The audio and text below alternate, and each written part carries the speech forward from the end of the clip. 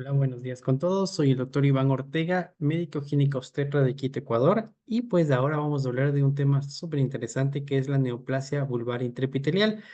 Tema que puede ser que se lo pase desapercibido o subdiagnosticado inclusive en nuestras consultas porque a veces pues más nos pensamos siempre en nuestra cabeza que yo sé que toda picazón en la zona genital es hongos hasta que no se demuestre lo contrario, pero a veces dejamos pasar por alto ciertas lesiones que pues no han sido candidiasis, no han sido dermatitis simples, atópicas, sino que básicamente se podría tener una neoplasia vulvar que en escenarios podría avanzar estas neoplasias, generar displasias severas y pues un probable cáncer.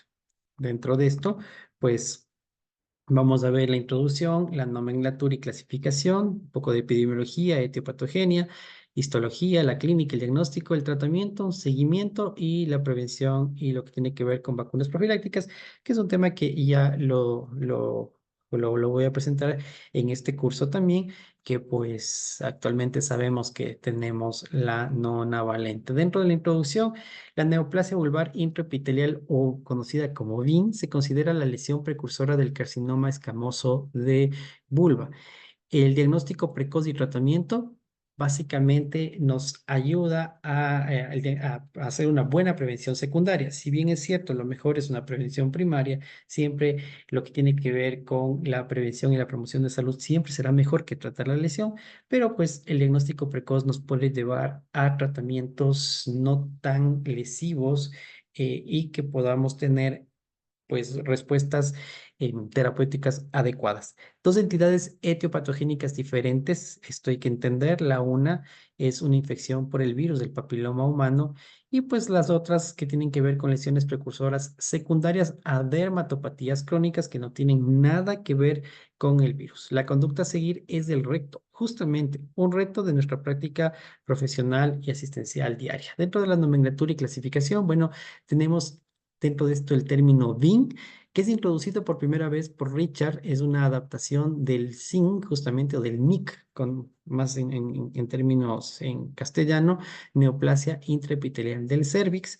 Entonces, las sociedades científicas de 1986 estableció 3 grados de VIN de severidad, el BIN 1, el BIN 2, el BIN 3, en función de la alteración de la maduración epitelial en analogía a los criterios utilizados para las lesiones cervicales. O sea, estaríamos hablando de displasias leves, displasias moderadas y displasia severa. Pero lo último que tenemos en actualización, la terminología, es la terminología LAST. La terminología LAST que propone utilizar para el diagnóstico histológico los mismos términos que se utilizan para la citología cervical del Bethesda. Estamos hablando de L-Sil y H-Sil, o sea, lesión de bajo grado y lesión de alto grado, y pues de esta manera evitar pues el famoso NIC2 en el términos de lo que tiene que ver con lesiones precursoras cervicales, y acá sería el BIN 2. Para eso tenemos pruebas moleculares que nos podrían favorecer, especialmente para lo que es cuestión del cervix, ayudan mucho a favorecernos hacia estos famosos displasias moderadas, de ver si es que es una lesión de bajo grado o más bien vendría a ser una lesión de alto grado. Dentro de esto, la nueva clasificación, al BIN 1 se le tiene como una lesión escamosa de bajo grado, y pues al BIN 2 y BIN 3, que en este caso más sería el BIN 3, lesiones escamosas de alto grado. Entre paréntesis, el lugar de afectación, el ejemplo BIN de vulva. Entonces, tendríamos que en esto sabemos que es una lesión, sea de bajo grado o lesión de alto grado. Dentro de esto, la clasificación del 2004, nosotros teníamos que el BIN tipo común era el asociado con VPH y el BIN tipo diferenciado, el que no se asociaba con el virus del papiloma y que podría ser relacionada con otro tipo de dermatopatías. Dentro del asociado al VPH teníamos el patrón condilomatoso, el patrón basaloide o teníamos uno que tiene patrón mixto. Dentro del BIN diferenciado, que no es asociado al VPH, y también teníamos el BIN tipo inclasificado. En este caso no se podía clasificar en los grupos anteriores y puede incluir tipos raros, no muy frecuentes, como el pagetoide, y hay otros tipos más que no son tan demostrados. Son raros de hallar inclusive. En el año 2012, el Colegio Americano de Patólogos y la Sociedad Americana de Patología Cervical y Colposcopía publicaron las conclusiones alcanzadas por el Comité del Consenso Lower Anogenital Squamous Terminology, que es justamente lo que se conoce como LAST. Y dentro de esto, la clasificación de la neoplasia vulvar intraepitelial quedaría como una lesión epitelial escamosa de alto grado, HSIL, el BIN tipo común, y una neoplasia intraepitelial vulvar tipo diferenciado al BIN diferenciado. En este caso, pues BIN tipo diferenciado y lo que tiene que ver con los BIN que son tipo comunes, aquí se transformarían básicamente en las lesiones sea de bajo grado o sea de alto grado. Dentro de la epidemiología, el tamizaje, nosotros tenemos que es una entidad claramente infradiagnosticada e infrarreportada. O sea, realmente esto es poco común porque generalmente, por mala suerte, podemos encontrar estas lesiones cuando ya tenemos una displasia ya más avanzada, hablamos de una lesión de alto grado y no tenemos reportes tan común, al menos en nuestro país. En Ecuador no es así, por eso es infradiagnosticada. No se ha establecido una recomendación estándar para la detección del BIN en el ámbito poblacional. O sea, tenemos nosotros prácticamente una recomendación estándar ya en lo que tiene que ver con las lesiones precursoras del cáncer de cuello de útero. Pero en el caso de lo que tiene que ver con la vulva no es así. La tasa de incidencia del BIN registrada en los países nórdicos se sitúa entre el 2.5 y 3.1 por casos por cada 100.000 mujeres al año, con un incremento, fíjense, a partir de los 40 años de edad. Lamentablemente, en sociedades como la de nosotros, adolecemos de esos estudios. Tendencias del carcinoma vulvar in situ por edad en periodo diagnóstico. Entonces, en este caso, en los últimos años se ha observado una mayor incidencia de BIN, especialmente en edades más jóvenes.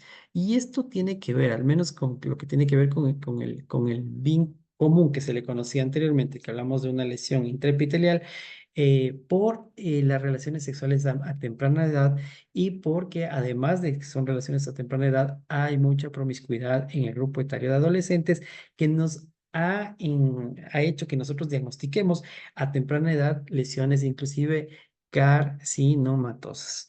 Entonces, en este caso, además del aumento del número de lesiones, probablemente existe también una mayor detección.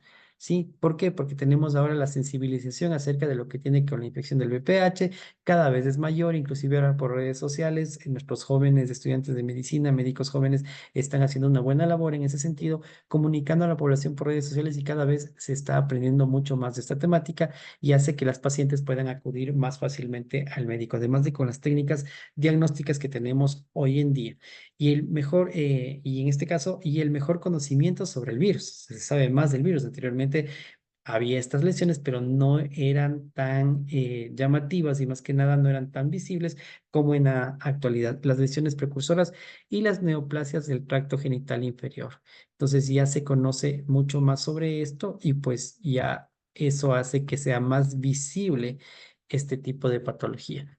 Diferencias entre los dos tipos de estirpes. Nosotros tenemos el BIN tipo común, que les decía que entraba en el sistema Bethesda más como una lesión de bajo grado o lesión de alto grado. Suele afectar a mujeres con edades en torno a los 40-45 años, con un segundo pico a partir de los 55. Tema de edad que probablemente estemos bajando, estamos encontrando pacientes de 30-35 años inclusive con este tipo de afecciones que no era tan común, pero en la actualidad estamos viendo cada vez más frecuente, pero todavía sigue siendo la media de los 40-45 el pico más alto.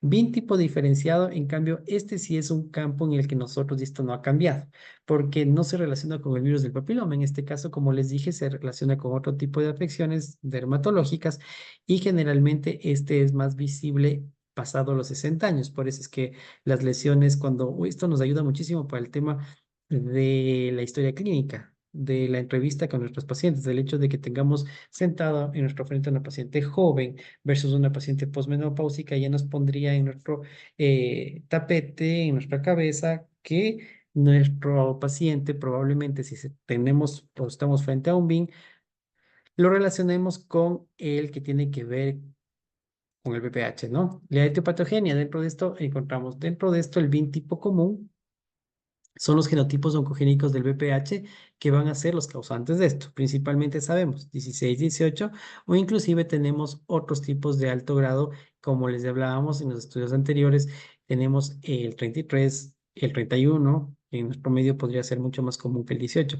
El VPH está presente en el 86.7% de los casos de BIM frente al 25% de las lesiones invasoras de vulva.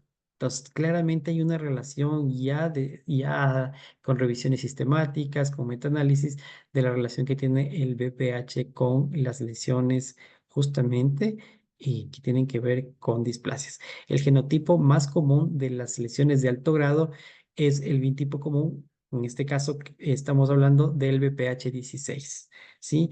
El 16 sigue siendo el más prevalente con un 77.3%, seguido por el 33, lo que yo les estaba comentando. Acá el 18 no es el segundo más común a nivel de vulva. En este caso es el 33, inclusive el 31 también se ha encontrado por ahí en estudios con un 10.6% y el BPH 18 el 2.5%. En el 90% de los casos, las infecciones son transitorias y se resuelven gracias a la respuesta inmune de 1 a 2 años. Se sabe que inclusive a partir de lo que una persona se infecta con el virus del papiloma humano, se puede ir sola del cuerpo sin hacer absolutamente nada en 2 años. Y pues la vulva no es la excepción a esta regla, especialmente en pacientes menores de 30 años, el virus del papiloma humano puede ser eliminado del cuerpo sin mayor cosa. Las mayorías son positivas para el P16 y P14. Dentro de lo que tiene que ver con el BIN tipo diferenciado, no se relaciona causalmente con el BPH, como les decimos, no tiene nada que ver en este caso con BPH, y es mucho menos frecuente que la lesión de alto grado, ¿sí? Que es el BIN tipo común que nosotros decimos. Se asocia a dermatosis inflamatorias crónicas como el líquen escleroso y el líquen simple crónico.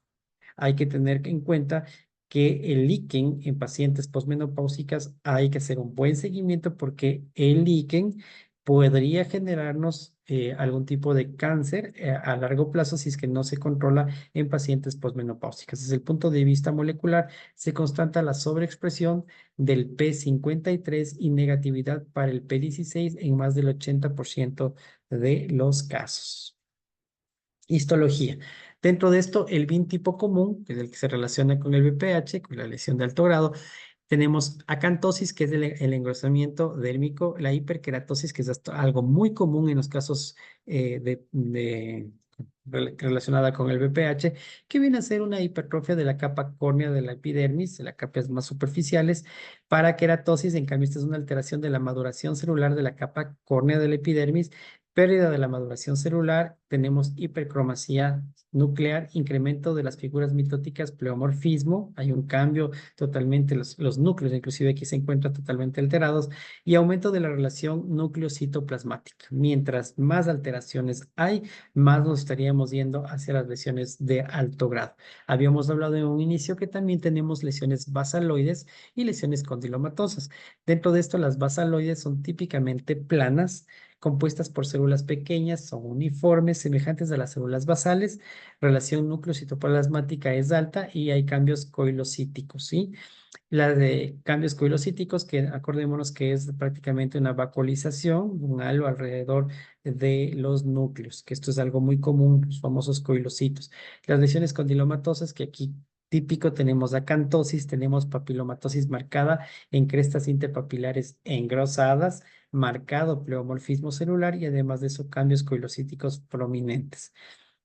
Eso con lo que tiene que ver con el BIN tipo común, conocido como actualmente como una lesión más que nada hacia lo que tiene que ver con el alto grado, el HSIL. El BIN tipo diferenciado, el que no se relaciona con el BPH, aquí son sutiles y difíciles de reconocer. Recientemente se ha descrito que la concordancia entre patólogos en el diagnóstico del BIN tipo diferenciado es baja, la concordancia, y esto es algo importante siempre tener un buen histopatólogo o citopatólogo de confianza para poder enviar nuestras muestras, porque estos diagnósticos muchas veces resultan ser un poco complejos. Hasta el 40% de los casos el diagnóstico es erróneo, como dermatosis benigna. O sea, muchas veces hay dermatosis benignas que pueden suponer probablemente un cuadro de una neoplasia y probablemente no la es. Entonces, esto es el problema de la de la poca concordancia que puede haber con los patólogos. Dentro de los hallazgos, generalmente engrosamiento del epitelio, hay crestas interpapilares alargadas y anastomosadas y paraqueratosis. La atipia celular a menudo importante, si aquí encontramos procesos de atipia, está confinada a los estratos basales y parabasales del epidermis.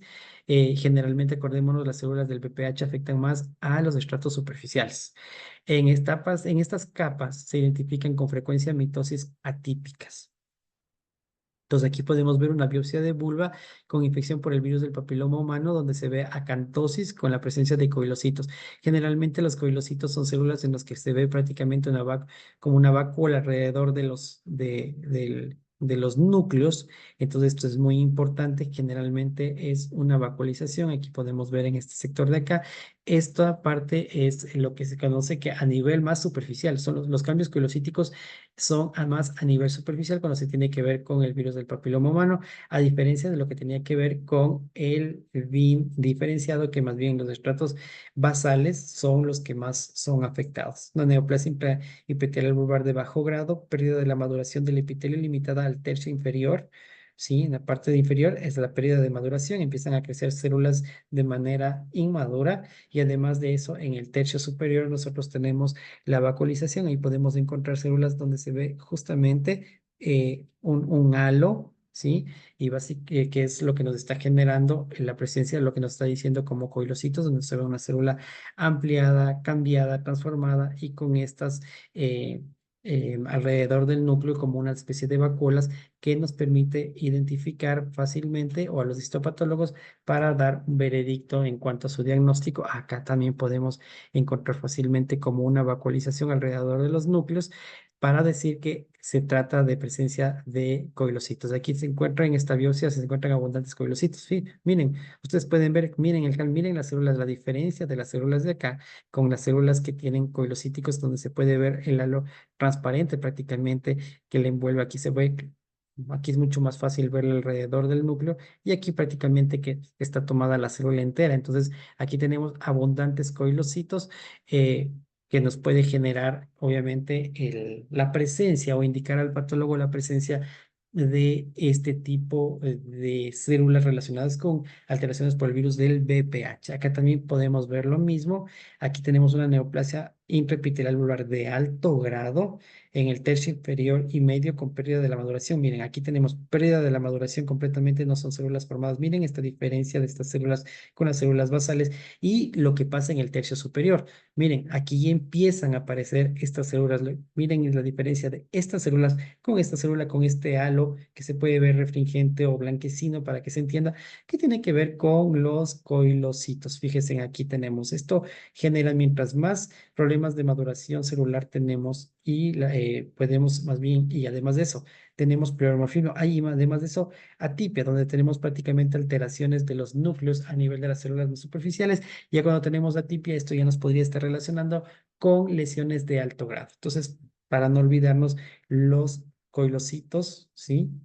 Para que se vea la diferencia histológica y esto es lo que permite al histopatólogo darnos a nosotros un diagnóstico claro de esta patología. Dentro de la clínica, pues la presentación clínica del BIN es muy heterogénea, varía, se manifiesta de diversos síntomas y de diferente, o sea, de forma diferente en cada paciente, no es lo mismo, inclusive puede pasar desapercibida en un inicio, pero por lo general el prurito es el síntoma más frecuente hasta en el 60% de las pacientes. 6 de cada 10 mujeres se puede quejar simplemente de prurito. El dolor, puede haber vulvodinia en casos más avanzados, obviamente también puede haber dispareunia, escozor y a veces se relaciona con cuadros de disuria, por lo que está irritado y hay veces que puede estar afectada la zona cercana al meato uretral y con la orina eso puede provocar una irritación local de las pacientes. En el BIN tipo común, las lesiones suelen ser polimorfas, frecuentemente sobrelevadas o papilomatosas y pigmentadas y multifocales en muchas áreas, localizadas en áreas de mucosa desprovistas de vello, preferentemente en el tercio inferior de la vulva. Es frecuente la asociación con lesiones intraepiteliales en otras áreas anatómicas. por ejemplo, con cuello de útero. O sea, si generalmente podemos tener al mismo tiempo lesiones a nivel cervical. Dentro de lo que tiene que ver con el BIN diferenciado, las manifestaciones clínicas y macroscópicas de estas lesiones son inespecíficas. Como se relaciona con el líquen muchas veces, con el líquen plano, por ejemplo, en este caso las lesiones pueden ser únicas. ¿Sí? A diferencia, miren ustedes, acá tenemos multifocales, acá generalmente son únicas de pequeño tamaño, de color blanco. Por eso es lo que probablemente un líquen podría llevarnos a este tipo de patología, porque justamente el líquen nos caracteriza porque podemos ver lesiones blanquecinas y por lo general el BIN diferenciado podría presentarse de esta manera debido a la hiperkeratosis. O a veces pueden ser rojizas, pueden ser mal definidas y con frecuencia localizadas en áreas provistas de vello, a diferencia de las áreas que tienen que ver con el común. El común son deprovistas de lo que tiene que ver con deprovistas de vello. Aquí en cambio son zonas que se encuentran provistas de vello. Eso nos puede ayudar también. Entonces, dentro de esto nosotros tenemos ciertos tipos de clínico-patológicos o diferencias entre los BIN, cuando tiene que ver con el VPH y cuando tiene que ver con pacientes que no se relacionan con el virus del papiloma humano. Entonces, fíjese, en esta tabla nos puede ayudar. Dentro de esto, el tipo histológico del BIN sabemos que es un HSIL. En este caso se relaciona más con lesiones de alto grado. Habíamos hablado de la clasificación LAST, que en este caso ya no se le maneja tanto como el BIN tipo común, que es el BIN 1, el BIN 2, BIN 3, ahora tenemos lesiones de alto grado y podríamos tener lesiones de bajo grado. Y por el otro lado, en cambio, el tipo histológico es un BIN tipo diferenciado que no se relaciona con el BPH. La edad entre los 20 y los 40 años, ¿sí? Ya no solo de los 35 a los 45 años o de los 35 a los 40, ¿no? En este caso de los 20 a 40, y generalmente en el BIN diferenciado más de 40, inclusive más de 55 a 60 años de edad. Condilomas sí encontramos en el caso de los pacientes que tienen el BIN tipo común. No se relaciona obviamente con condilomas porque no se relaciona con BPH. Presencia de BPH ya lo dijimos en el BIN tipo común, en el diferenciado no.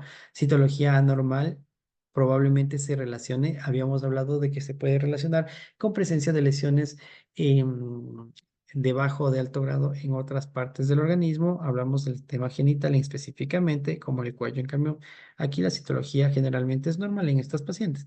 Fumadoras, la relación más en cuanto al tabaco es más negativa con el BPH. Sabemos que el BPH con el tabaco generalmente se relaciona más su comportamiento anómalo. Estamos hablando de que favorece la replicación celular en este caso.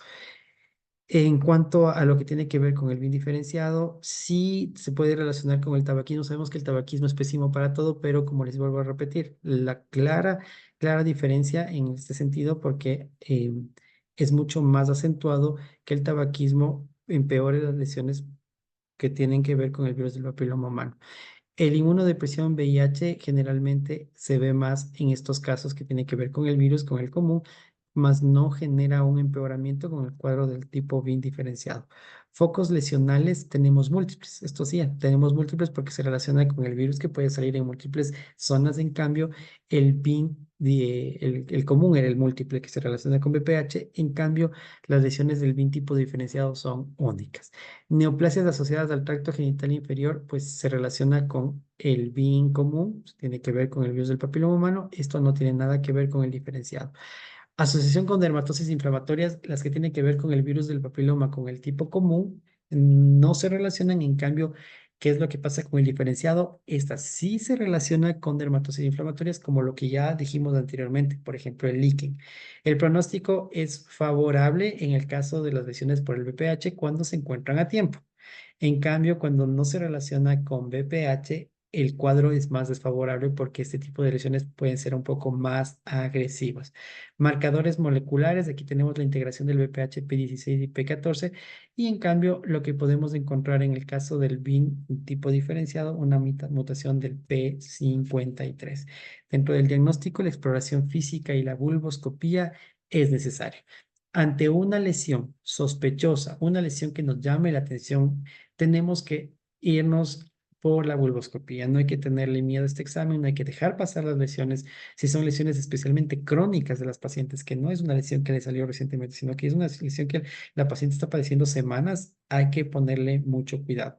General, la exploración pues, de la vulva debe incluir una inspección general de la zona perianal también. Esto es muy importante, especialmente para lesiones que tienen que ver con el virus del papiloma humano. La exploración con el colposcopio y ácido acético, que es la vulvoscopía, permite un examen magnificado y una inspección más allá y detallada.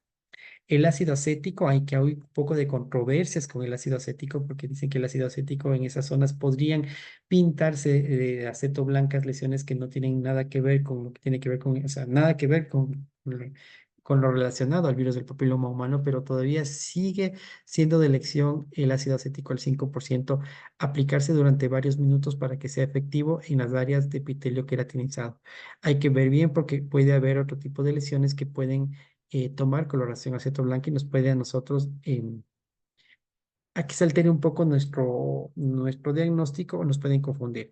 El blanqueamiento de las determinadas áreas tras aplicar el ácido acético permite el diagnóstico de lesiones específicas que de otro modo no se identificarían, pero tener cuidado con esto, ¿no? Deben describirse detalladamente todos los hallazgos clínicos, es muy importante, el color, la superficie, la vascularización también. Sabemos que las lesiones vascularizadas no tienen un buen pronóstico, así como la topografía y la localización exacta de las lesiones. Entonces aquí la vulvoscopía podemos encontrar neoplasia intraepitelial vulvar multifocal, fíjense en ustedes. Y aquí tenemos típicas lesiones más de tipo como condilomatoso, si podemos ver, típico de las placas condilomatosas que se podrían encontrar. En este caso tenemos aquí otro tipo de una vulvoscopía con neoplasia intraepitelial vulvar igualmente con una distribución multicéntrica. Aquí multifocal tenemos algunos focos. Aquí en cambio tenemos un centro y se van multiplicando, ¿sí? Tenemos eh, como se va ampliando en las zonas y podemos ver en la parte del centro mucho más afectada que las zonas periféricas. Y fíjense en aquí, esta es una típica lesión de tipo blanquecina, ¿no? Esto, por ejemplo, son típicas lesiones que podrían inclusive presentarse en pacientes posmenopáusicas cuando hablamos del BIN tipo diferenciado. El BIN diferenciado podría presentarse a manera de lesiones blanquecinas, placas blanquecinas, que nos podrían hacer notar y hacernos pensar que podríamos estar presentes a un BIN diferenciado. Las lesiones blanquecinas, la pérdida, recordemos siempre una lesión blanquecina que provoca mucho prurito, mucha molestia en una paciente posmenopáusica, necesitamos tomarle biopsia. Entonces, en este caso es un condiloma acuminado, la pieza quirúrgica de aspecto macroscópico, como se puede ver, y aquí, en cambio, un condiloma acuminado, pieza quirúrgica con un corte importante de aspecto macroscópico, igualmente, como se lo puede ver, la superficie del corte que se identifica un estroma prácticamente fibroso que se puede ver. La biopsia de elección en los casos que nosotros tengamos presente de que se podría tratar de un VIN en este caso. La biopsia, pues la inspección vulvar o la pulvoscopía identifica las lesiones sospechosas, pero no resulta diagnóstica. O sea, solo con inspección podríamos nosotros tener una presunción diagnóstica, pero es necesario irnos a una biopsia. Puede utilizarse en este caso si necesitamos tomar una biopsia, si no estamos eh, exactos en un diagnóstico, tenemos que tomar biopsia. Eso es importantísimo. Si es que tenemos cierto tipo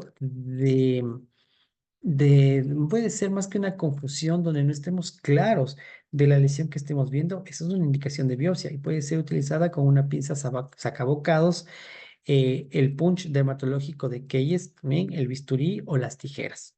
Podremos utilizar muchos mecanismos. En mi caso, por ejemplo, yo utilizo mucho la pinza sacabocado, es mucho más fácil en mi caso y lo utilizo y de una manera rápida.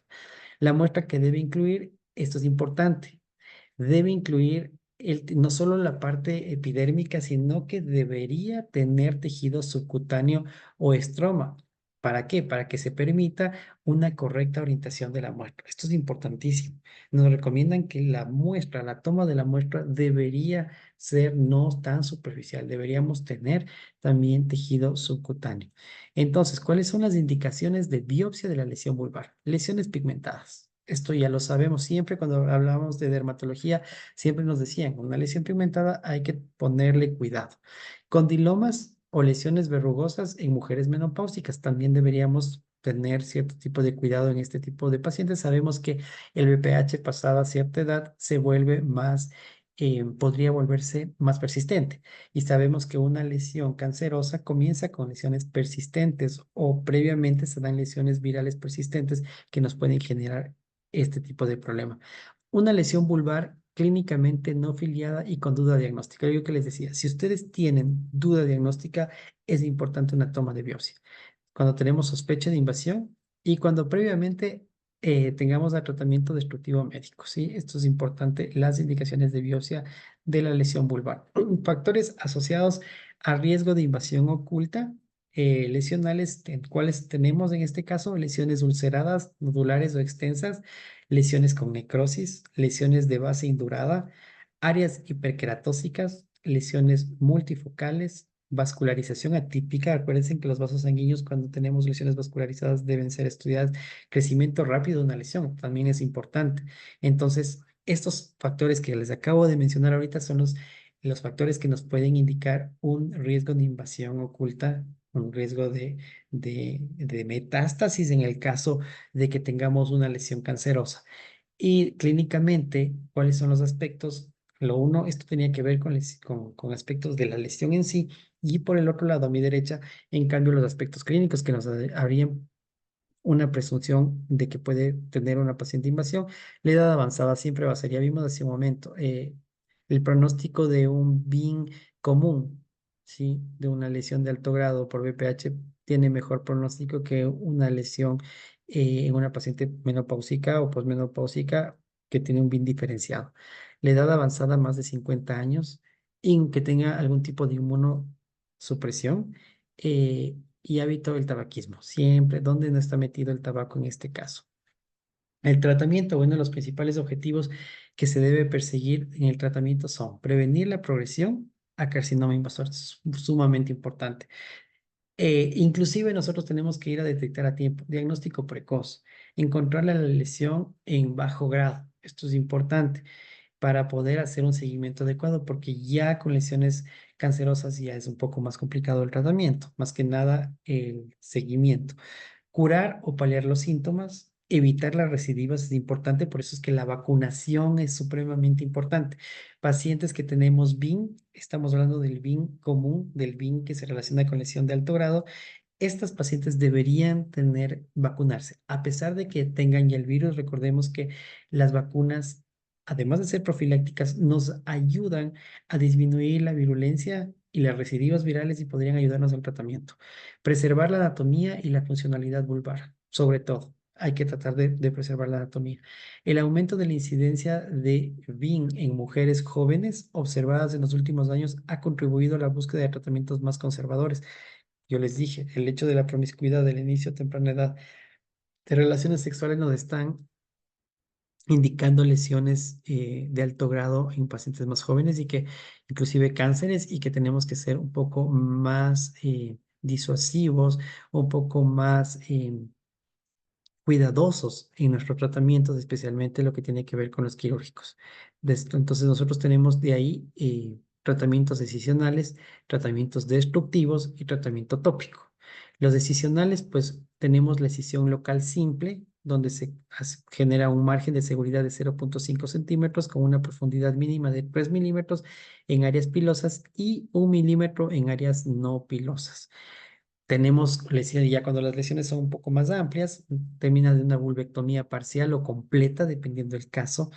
Y aquí en este caso se va todo el grosor de la piel de la vulva, incluyendo los folículos pilosos y los anejos o anexos cutáneos.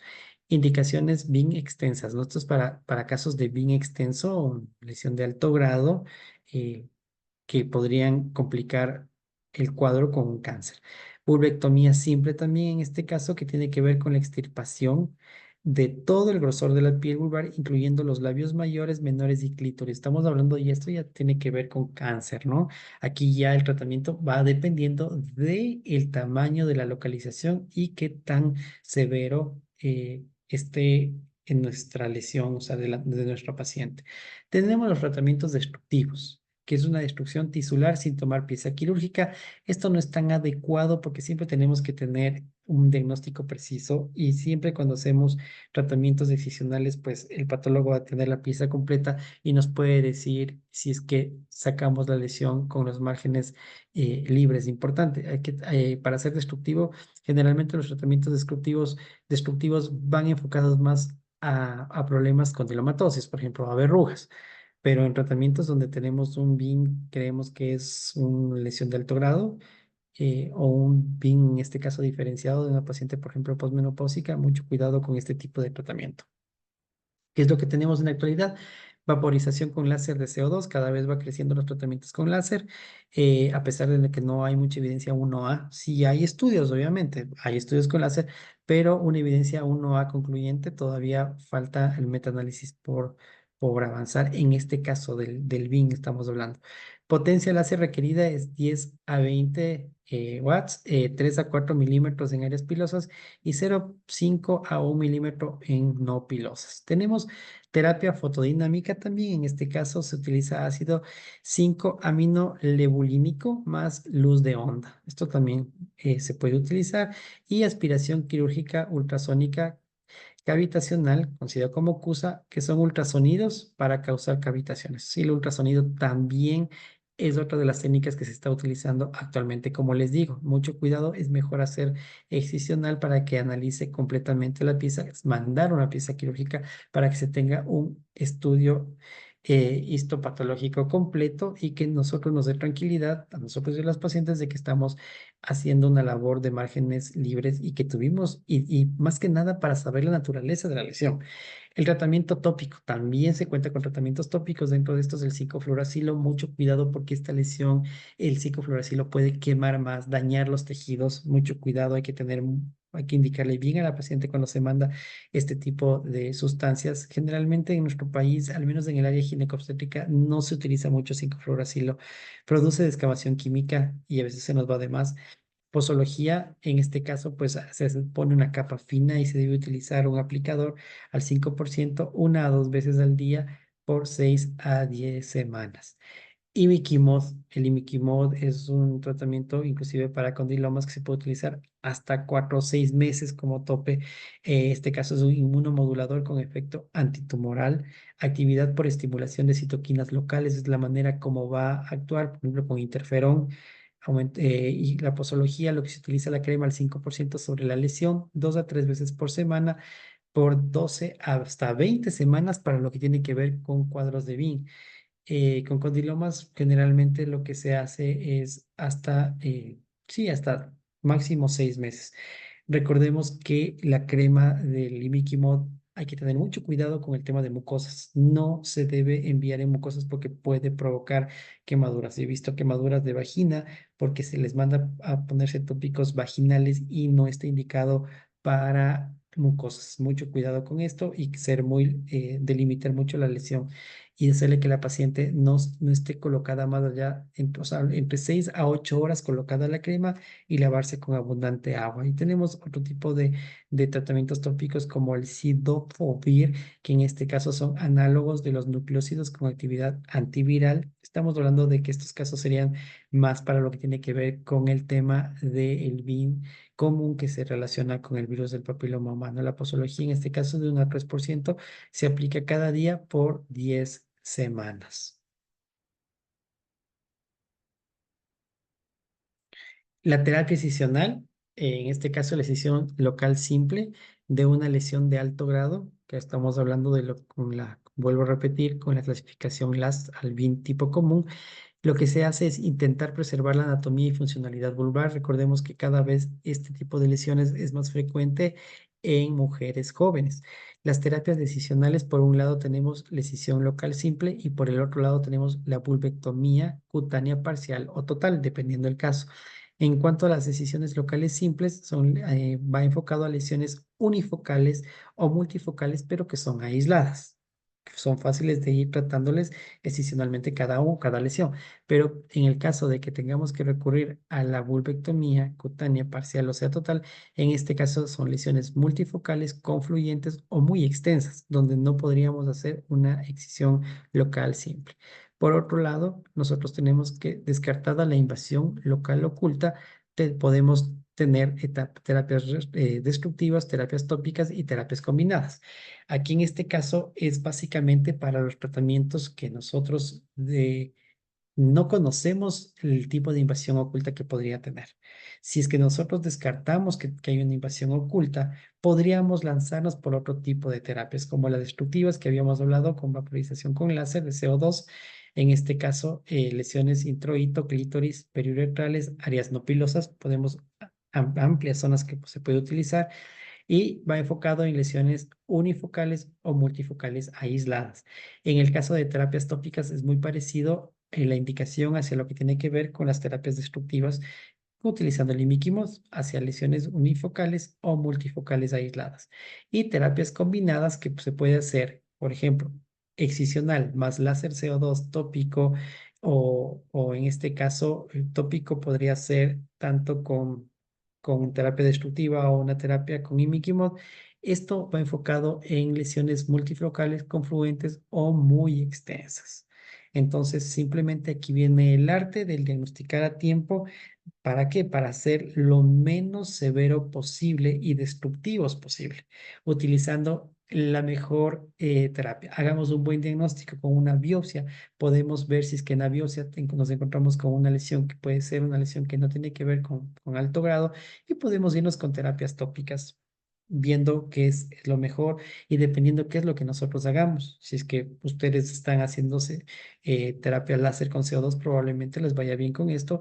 O puede ser simplemente con el imiquimod utilizar 5-fluoracilo, tener en cuenta que puede generar una quemadura muy amplia y esto puede hacer que la paciente perdamos pacientes o perdamos la adherencia al tratamiento. 10 gramos de prevención equivale a 1 kilogramo de curación. Lao Tse, filósofo chino. Les agradezco mucho, espero que les haya servido este tema. Cualquier pregunta podrían hacerlo, pues depende de la coordinación. Ya va a haber canales de comunicación con sus tutores y podrían hacernos llegar mails. Me encuentran por redes sociales también de manera fácil como @Don Iván Ortega, tanto en TikTok, Instagram, Facebook. Y pues si tienen alguna duda para conversar, es un tema amplio. No se olviden que dentro de esto también está la vacunación tenga o no tenga el virus a las pacientes. Estamos hablando de, en este caso de las lesiones de alto grado, o sea, del BIN,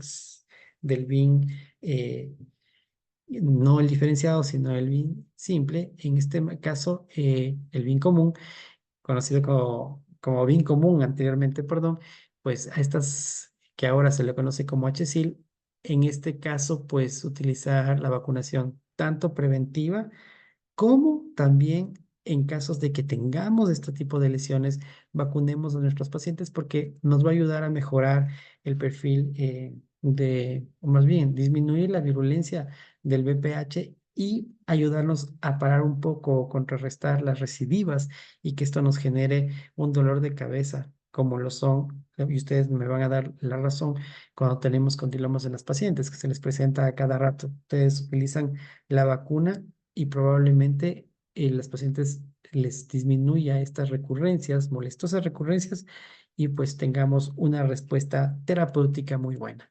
Muchas bendiciones a todos, siguen adelante con este curso que está muy interesante, pues sí, estamos en contacto en una nueva ocasión. Bendiciones, hasta luego.